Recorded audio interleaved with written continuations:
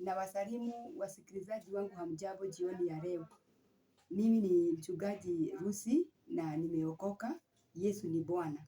Nashukuru kwa sababu ya wokovu wake ambao niliupokea, kwa sababu wokovu salvation is a gift. Na kwa sababu salvation is a gift, Bwana alikuja ndio tuweze kupokea hii zawadi ya wokovu. Nataka tunene habari ya kuinua bendera ya wokovu. Na ningetaka kuongelelea hiyo habari ya kuinua bendera ya wokovu.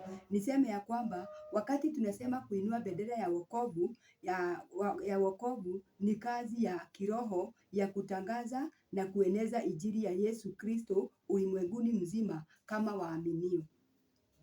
Nayo hii bendera tutainua kwa njia ya ukweli. Tutainua na kuambia Bwana atusaidie, kama vile yeye alipokuwa hapa ulimwenguni, aliinua bendera ya wokovu na akahubiri neno la Bwana kama vile lilivyokuwa. Hakuchanganya maneno yake, hakuongeza maneno yake, lakini kama vile Bwana alikuwa ametia jukumu ndani yake, hivyo ndivyo alitekeleza neno la Bwana, na kukawa na nguvu, na neno la Bwana likawa na likatembea kwa nguvu, na akafanya kazi ambayo ilikuwa very effectively, kwa sababu alitembea na nguvu za Bwana na alikuwa anapelekana pamoja na Bwana. Hivyo nasi wakati huu tunastahili kuinua hii bendera ya Bwana kwa njia ya ukweli na kuhubiri ukweli, kwa sababu ukweli, tukihubiri ukweli utafungua watu wengi. Watu wengi wamekosa kujua ukweli kwa sababu ukweli umefichwa, ama wenye wanatangaza ukweli huwa tunatangaza ukweli tukichanganya na mambo mengine.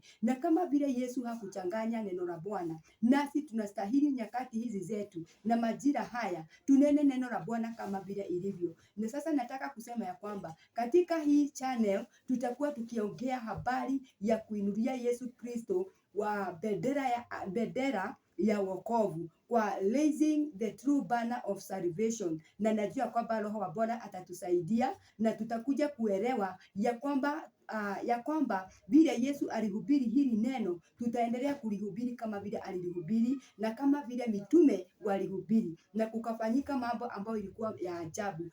Walitembea na ishara na mambo ya ajabu ikatembea pamoja nao, kwa sababu walihubiri neno la Bwana bila kudanganya. Kwa hivyo wakati ninasema ya kwamba tunakuja kunena habari ya raising the true banner of salvation, ninajua kwamba Roho wa Bwana atatuelekeza na tutakuja kuelewa haya mambo, ndio wale ambao hawajaelewa na hii kweli ikawafungue. Na wale ambao tumechanganya imani ya Bwana, najua kwamba tutakapoendelea kujifunza na kunena neno la Bwana tutafunguliwa, na ni katika jina la Yesu. Najua kwamba Bwana anaenda kututendea hivyo. Barikiwa, na najua kwamba Bwana atakubariki tunapoendelea. Ukisikia hii ujumbe, comment, subscribe and share, and God bless you. Amen.